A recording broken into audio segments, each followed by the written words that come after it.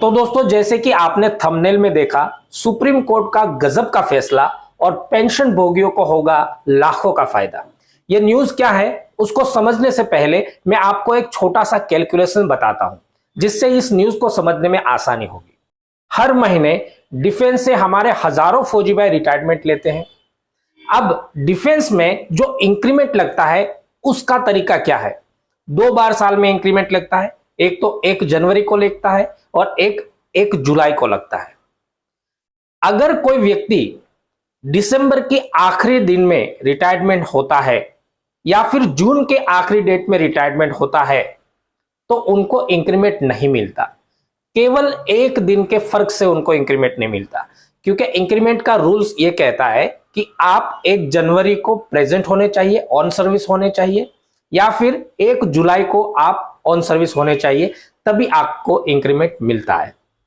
लेकिन जो भाई 30 जून को रिटायर्ड हुआ है, उसने पिछले 1 साल की पूरी मेहनत कर ली है, केवल वो 1 जुलाई को प्रेजेंट नहीं है, उस वजह से उनको इंक्रीमेंट का लॉस हो जाता है। अब मान लीजिए जो भी डिफेंस कर्मी 30 जून को रिटायर्ड हुआ है और उन्हें अगर 1 इंक्रीमेंट का भी लॉस होता है तो कितना बड़ा लॉस होगा। लास्ट में मिलने वाला जो इंक्रीमेंट होता है 15, 17 या 20 साल की सर्विस में, वो तकरीबन 2000 से 2500 की बढ़ोतरी होती है।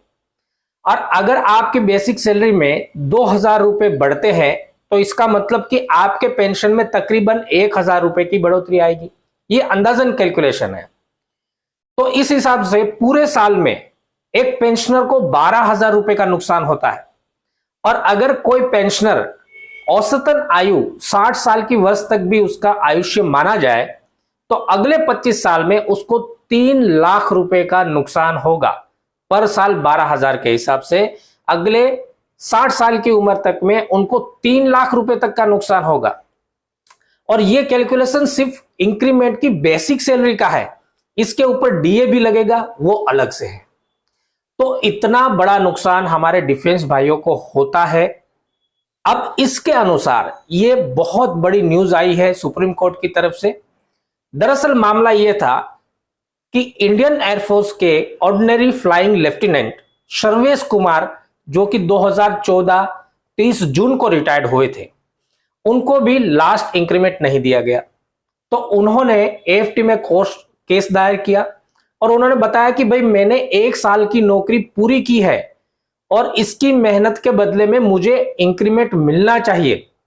तो एएफटी ने उनके केस के पक्ष में उनको फैसला सुनाया और एमओडी को बताया कि इनको इनका बेनिफिट दिया जाए।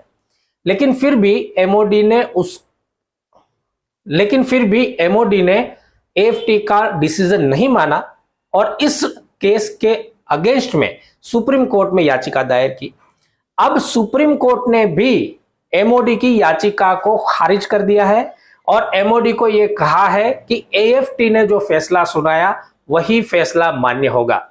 सर्वेश कुमार जी ने सालों तक अपने हक की लड़ाई लड़ी। तो दोस्तों, करने से क्या नहीं होता है, ऐसे कई सारे केसेस हैं जहां पर हमारे पेंशन भोगियों ने अपने हक की लड़ाई लड़ी है और उनको सही फैसला भी मिला है। तो इस वीडियो को ज्यादा से ज्यादा शेयर कीजिएगा ताकि जो लाखों रुपए का स्कैम हो रहा है, नुकसान हो रहा है हमारे डिफेंस भाइयों को, उसको अटकाया जा सके। और अपने विचार कमेंट्स के माध्यम से जरूर लिखिएगा। इस वीडियो में इतना ही। नमस्कार, जय हिंद।